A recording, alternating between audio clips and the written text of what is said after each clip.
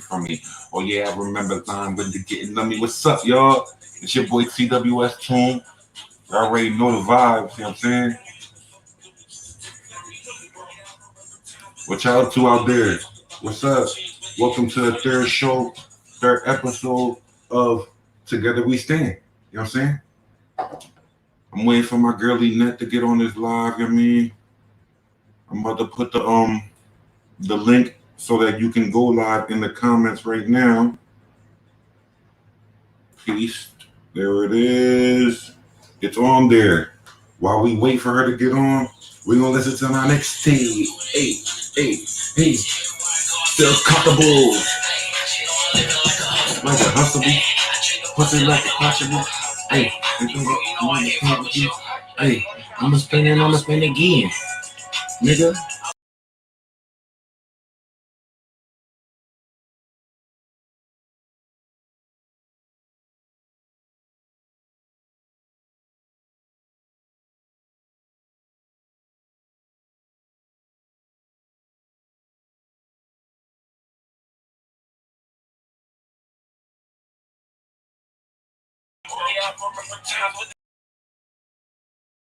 What they acting funny.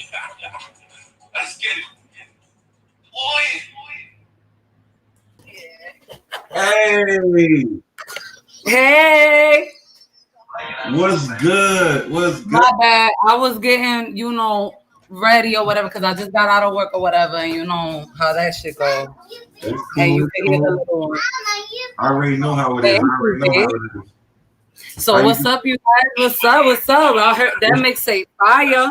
What's cracking, y'all? What's cracking, man? You already know me. I told you I was gonna be lit with it, right? I told you. Listen. She right there. Hey, let's get it, man. Again, if you haven't hit that subscribe button, hit that subscribe button. I mean, Together We Stand. I'm live here today, episode 3, with my girl Ilalaloca. She's an independent artist from Philadelphia. What's up? I heard that mixtape fire. Why it sound double? I'm gonna call you back, cuz. Log in. Listen. She right there. Let's get it, man. Are you watching it somewhere else over there? I'm live here today, episode 3, with my girl Ilalaloca. I'm just trying to make sure this. Hello?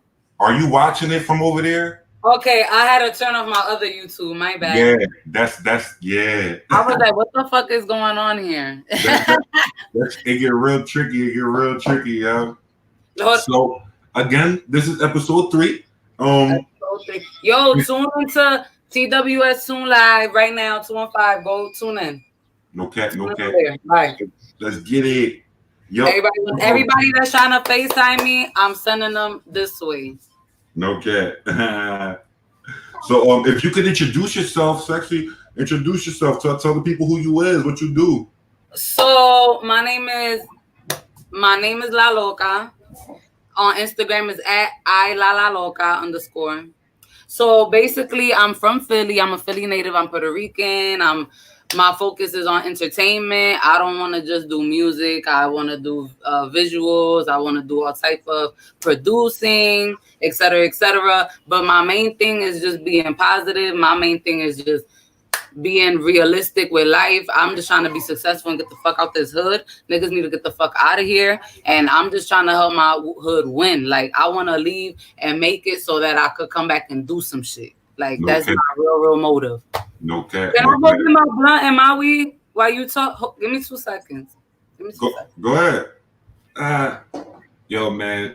Again, if you haven't hit that subscribe button, hit that subscribe button and make sure you hit that little bell inside so that then you don't miss any new episodes I come out with.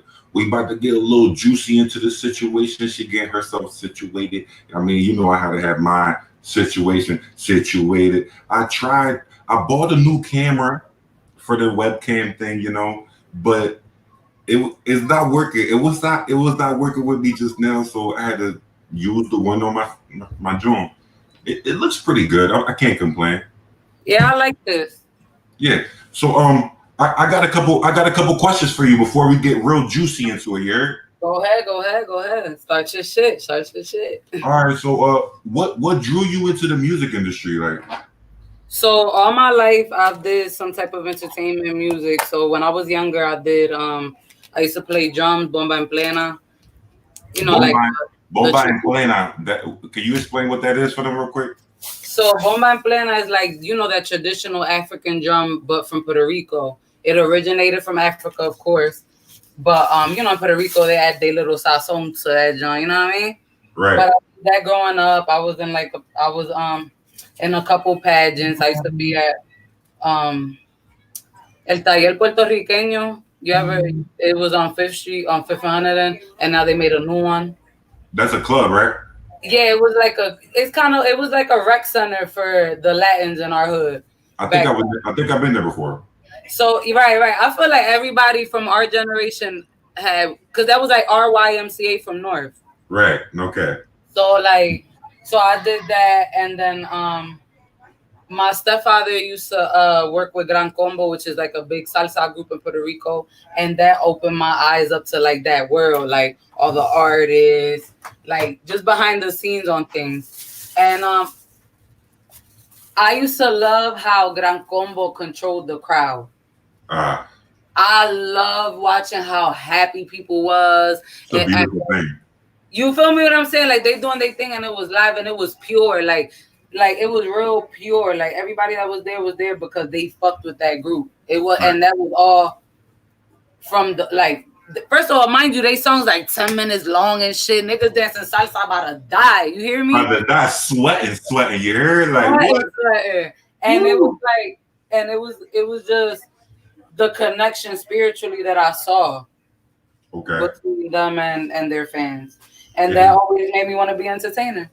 That's real. Music is beautiful like that, man. I remember my first performance, and it was like that. Like so many people came out. I was able to talk to people, and people was doing what I wanted them to do. And they listened. It was just lit. Like I was like, yo, I'm still riding those waves. You hear me? Still. Okay. Another question I have for you. I got a couple questions. So go ahead, you good. What are who are you inspired by? Like, what inspires you to make music every day? Like you get up and you wanna write. Do you drag inspiration just out of anything, or just like what inspires you to make music when you? You know what's crazy?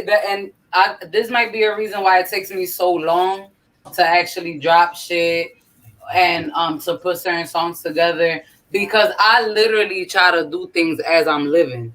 And then there's also some of my music that I wrote that I've always wondered why, like, you know, it was so hard for me to push it.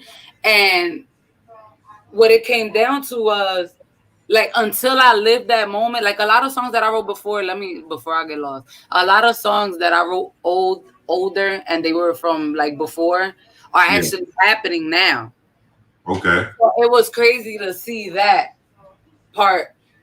And so, like I said, like I write music with what I'm going through, and I like going through it as I'm writing, because and then that feeling I know what it's supposed to feel like.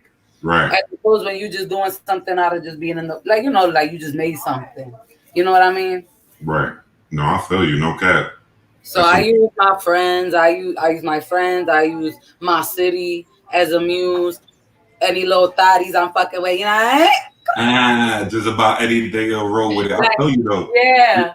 But it's always you can agree that it's important to draw inspiration from something, draw energy from something, so that it can be real and hold weight. Yeah. Okay. So what's an average studio session with you? Like, how long you think it'll take for you to lay something when you book? How many hours you got to book to write a song? So I kind of have like a method of how I book studio time. So what I do is I write and I practice the song at home, right? Right. And once I get at least 2-3 songs that I'm really, really in the mood for, and once again, like I might have songs done that I'm not in the mood to record. Right. So that happens to me. That happens to me sometimes. So what I do is I have like 3 songs, and then when I book a session, I already know the song. So I could lay it in like 15 minutes. Right. And if I take longer than that, it's because we fucking with the vocals and like we're adding details to it and stuff like that. Yes, baby girl. You helping with the mixing and the mastering of the project, right? Right, Basically. right. Because I like it sound like you like I said, certain sounds or certain moods. I mean, certain songs or certain moods. So what I try to do is kind of like I just use the time that I'm getting to just lay the one that I'm in the mood for. So like I'll probably get like 2 hours, so that we could parlay, we could bullshit, talk, roll up. So we got an hour of that time probably is spent setting up and Okay. vibing because I think it's very important to vibe with your engineer. No cap. What? Yo, what? You gotta be able to vibe with it. You Talk to gotta vibe. y'all gotta have a connection with the beat and everything. Just like, look, bro, I usually when I go to the studio, I like to kick it to the engineer before I even start recording. Like, look, bro, what you think about this? You feel me? Like, let me give me your last take on this shit real quick before we smash this track. But you see, for the engineers, a little different, right? Because their thing is fixing sound. Yeah. Right. So it to a point, it don't even really matter what you think it sounded like. It's what they're supposed to make it sound like. Right. You know what I mean? Like we're like the black lines in a picture, and they're the ones coloring in. Right. We're the ones and they're the zeros. I mean, you like heard? 0, But 0, we 1, will use the algorithm. You know what I mean? No cap. So I got another question just to move on or whatever from that shit. I was getting a little laggy on that. right. I'm sad. Yeah. How do you go about collaborating with people? Like, is it like can anybody get that work, or is it like you choosy with who you work with? You know what I'm saying? I've been offered a lot of features and collabs, right? And I've also I've had some people that I want to work with, but the only reason I haven't really fully featured with anybody or try to reach out to major people or certain people in Philly. I'm gonna stick to Philly for now. Right. Because I have yet to focus on my own project. Understand? And I feel like as an artist, but you are though, right? I'm willing to do features. No, I mean you did a song, but that was like a spare of the moment. I mean, you are working your own project, right? I'm definitely working on a project. You are. I see you. I know you're working. No, but like any other artist, we all went. We all go through those little hiccups. I definitely went through a little hiccup right in the beginning of my shit. You know what I mean? And now I had to rebrand my shit and come up with a better alter ego because Net Serrano was kind of clashing with who I really am. Net Serrano is who I am. That everybody calls me Net. You feel me what I'm saying? So it gets to a point that when I had to do certain sexy things, you know what I mean? It made people look at me like, what the fuck is going on with Net? Right, so like that's not proper. That's not classy for you to be doing that or something. And not even classy or proper is not like Net. Right, okay. You know what I'm saying? Like I've always been a tomboy. I've always been. I found my Willa. You found her? Yeah. Go watch your cartoons for a second while I finish talking to Theo. You play with the Nanios game? Go ahead. You gotta tell kids whatever when you need them to go ahead. Hey, man. I feel you. But wait, back to the ask me again. My bad. She made me lose my focus mad fast. I think we was talking about it was something about your my branding. My bad. So anyway, it was kind of fucking with my character, and I don't know about you, but when you do music and you're kind of finding yourself and you're kind of finding your niche as far as like, damn, what am I really gonna like show?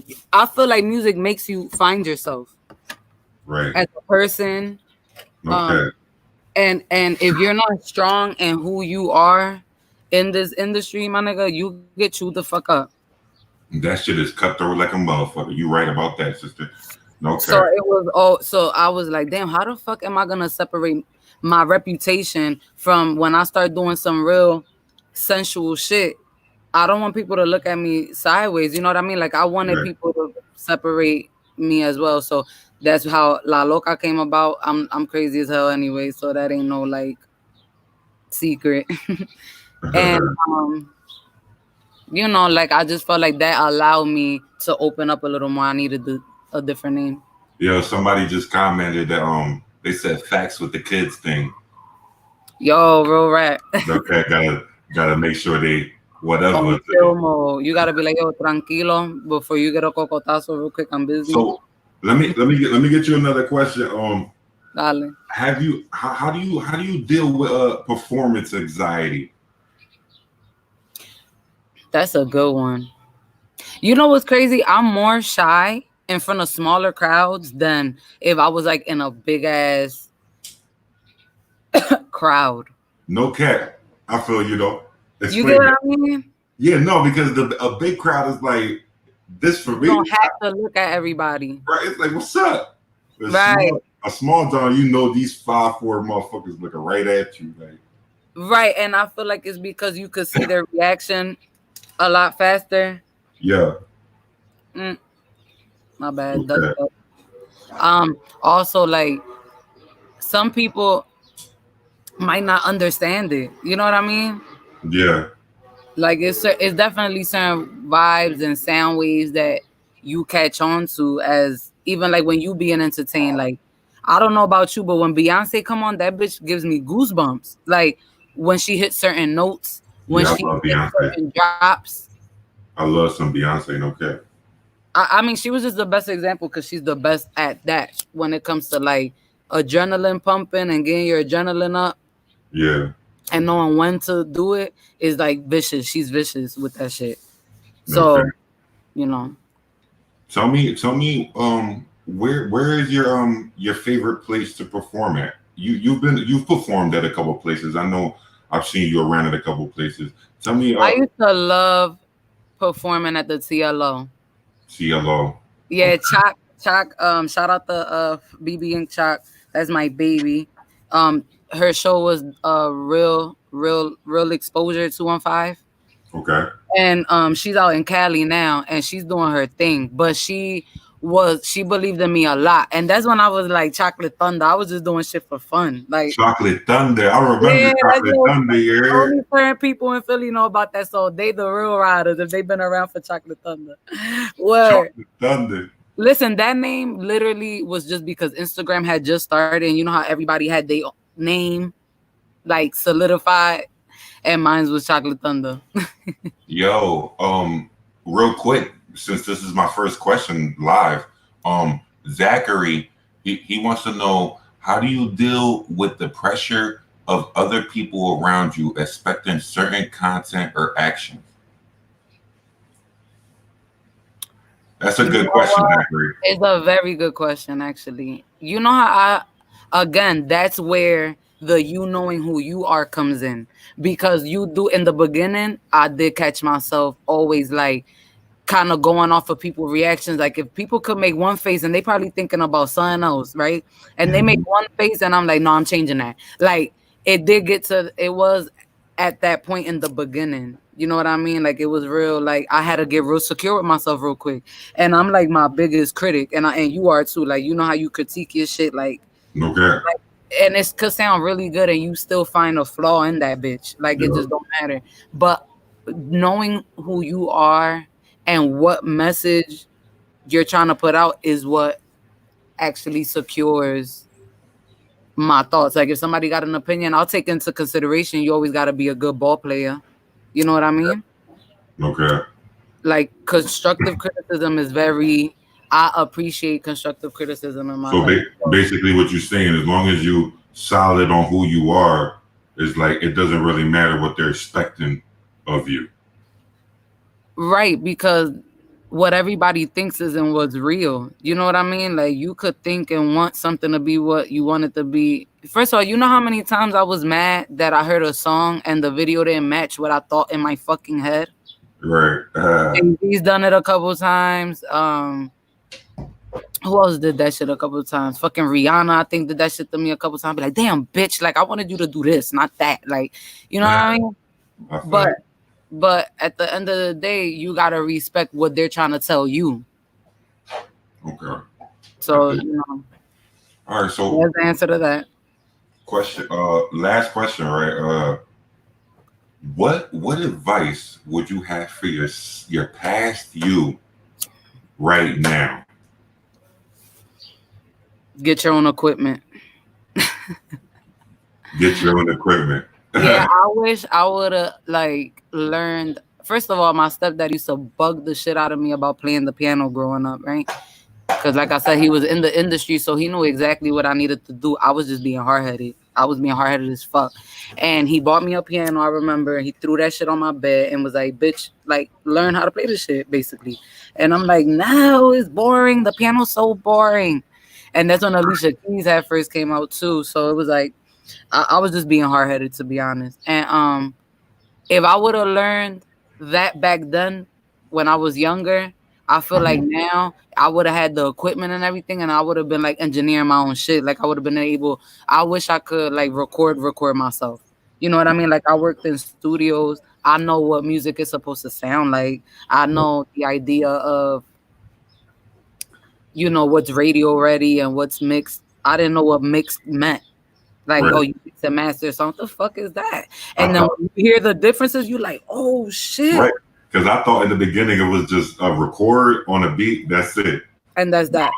You got to mix that shit, put things in it. You know what I mean? It got to be real. That's real. The levels, that's real shit though. But it also makes you think like, I mean, this might sound a little theory-ish and we might be going into that anyway, but I feel like mixing and mastering is adding sounds and shit that'll make you feel a type of way. Like to get the people going. You feel what I'm saying? You exactly, and it's just like, yeah, you know, it's just that's the math to it. Okay. That's it. Okay.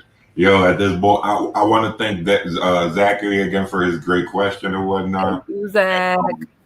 And right at this moment, I'm hoping I want to tell everybody to go hit that subscribe button. And make sure you hit that little bell so you get notified every time I go live. You know what I'm saying? Together we stand. Nat. Yo, baby. Me and you are essential workers. We are very, very important essential. We're essential workers, and we're on the front line of a lot of things, you know. And I want to shed some light on the shit because niggas is throwing shade. Let's talk about it. And we got to show some light because that's what we are. We are the knights of this shit. You know what I'm saying? We trendsetters. We should let y'all niggas know. We let people know. We let them know what's up. We la luz del barrio. No cap. So go. No, you go ahead. Fuck them. Like talk to it. What goes on the daily that these motherfuckers is lying about, bro? Like, so aside from us being entertainers and artists, we gotta be very coronavirus. Shit is getting real. No, but on some real shit, right? Yeah. Aside of us being entertainers and everything, we gotta be mindful what we about to like try to embark in, right? So the media has, as we know, control of every fucking thing, and they got everybody going fucking crazy. Aside from that shit, I work for an ambulance company, so it's funny how I come home, I see the news, my mom is panicking, going fucking crazy. We at least argue 5 times a day behind this shit, behind this fucking virus. But I go to work and they're telling us kind of to an extent how serious it's not. You know what I mean? Like they're saying, yeah, it's a real virus, yes, but that shit is like the flu is worse than it. You know what I mean? Anyway, long story short, you know, whatever. I'm being a law-abiding citizen. I'm still going to work because these niggas not gonna give us unemployment as long as they're offering work anyway. That's a whole nother issue. Y'all talking about y'all don't want it to spread, but y'all want us to bring it home to our kids and our family. It's crazy. That's crazy. Funny to me. That's number one. Number two, I'm going to these emergency rooms and to these hospitals that they're speaking of and that they're saying are overpopulated and et cetera, et cetera. You know, you watch the news, you see what's going on. And when I pull up to these places, it's a desert. Like I por poco veo, what's them hay balls called? Like that used to be in the fucking in the cowboy days, like some fucking hay dust. Like I don't fucking that shit is dead. So my whole thing is why aren't the bodies and the news matching up? Okay. New York been exposing the shit that's going on over there too. Like there's certain there was one in Queens specifically that they were like, oh, there's lines going around the corner and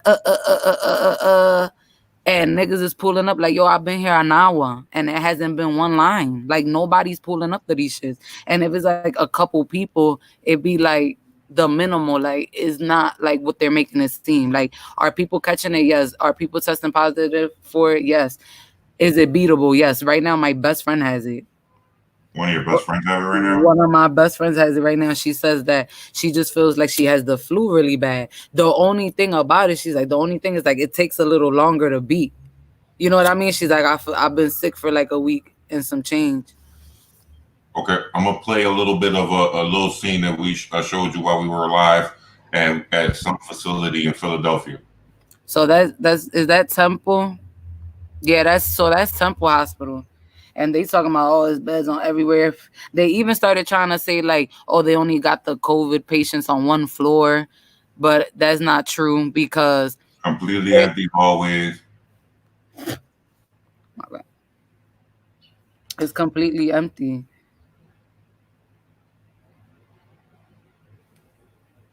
So it's just I just saw that. It's a little funny to me how it's just not adding up. And then it's fucking with me mentally. You know what I mean? Because at the same time, it's like, what the fuck am I supposed to be believing? You know, my mom's panicking. They're telling her to stay her ass in the house. She's been in the house for 3 weeks straight. Mind you, 2 of those weeks, she was just watching the news. So I started seeing like her change of like character. My mom not like that. You know what I mean? Like she's not the type to really, like she's real faithful in God and like, and it was just fucking with me. I'm like, yo, is this fucking with your faith? You know what I mean? Like, right. Like, what's good? Like, and I started peeping how she turned into like caveman mode. Like, I don't know. It was just really weird. And I'm peeping a lot of people on that type time, and I don't.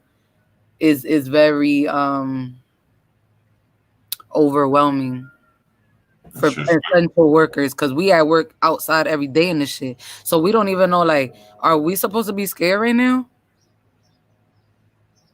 I feel the threat is definitely higher for us, you know what I'm saying? Because we are frontlining and shit, and we're expected to be there regardless because there is a duty that needs to be done.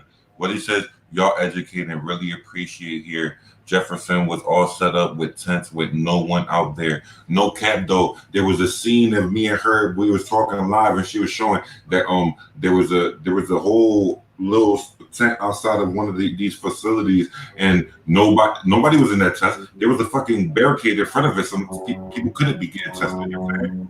Right. Absolutely. And then it's getting to the point that now we don't even know if people are being informed properly, because today I can pick up a patient from Temple right now that just caught it. Okay. And then even us, they said that there's carriers that don't have no symptoms, and when they check us when we go in the hospitals, the only thing they do, they scan our heads. They scan it. They don't even like touch our bodies. They scanning it. And this is another thing that scares me with that whole 5G shit. That's a whole nother topic. We're gonna get a whole nother topic, yeah. But that kind of feels like you're preparing me for face scanning. Okay. You feel me what I'm saying? Like, and then now, number 2, the safety of the patients, is it really valid? Because all you did was check my temperature. How the fuck that tells you if I have it? You feel me? I know they have studies where they're able to, they think because you're at a certain temperature that you're fine, you know, even though it still is a possibility that you could be a carrier or whatnot, and it get real slippery. I mean, I also have to be somewhere where it's like I'm happy I'm not as in danger as you probably are. Yeah. But it's still like, damn, I still have to be around a lot of things that I don't don't want to be, that's the be back at home. That's a misconception right there, though, because to be honest, everybody's in danger when they go to the grocery store. Okay. Everybody's going to the same places for the last 3 weeks. At least before, everybody was shopping in different places. Everybody being sent to the exact same places right now. Everywhere, like we're at, everywhere, everybody's going to the one place. It's a trap. It's like saying that you free, but you still only got one street that you could drive through. You know what I mean? I'm stuck in between wanting to be an entrepreneur and wanting to be out there in the streets and scared for my life. Yeah. Like that's where I'm stuck at. I got this wall between me and I can either break through that bitch or stay on the other side safe. No, that's some real shit though. If you put it that way, yeah. Now, I'm gonna be honest right now. Right now, technology. You remember the movies we used to watch when we was younger, and how everything was gonna be virtual. Like it was. What was that movie with the young boy? I swear the little nigga lived in his room, and it was like the whole room turned into like this big fucking game, and it was just all virtual. But in real life, it was like real black and white outside, and you know, it was like a real whack ass real life, but in the virtual. I know exactly what movie you talk about, man. It got the bull from Law Abiding Citizen in that joint, and bull playing like a war game. Yeah. I know exactly what you're talking about, man. What's that movie called? Fuck. I'm trying. I can't even think about it right now, man. I don't know. I want to put everybody on too. I was just literally watching this documentary on YouTube. My old head powwow put me on. And it's called Out of the Shadows, right?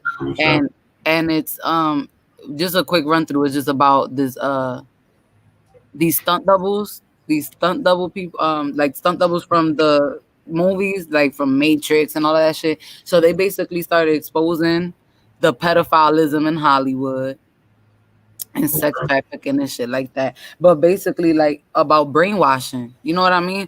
And it's like how convenient would it be if everything was virtual right now?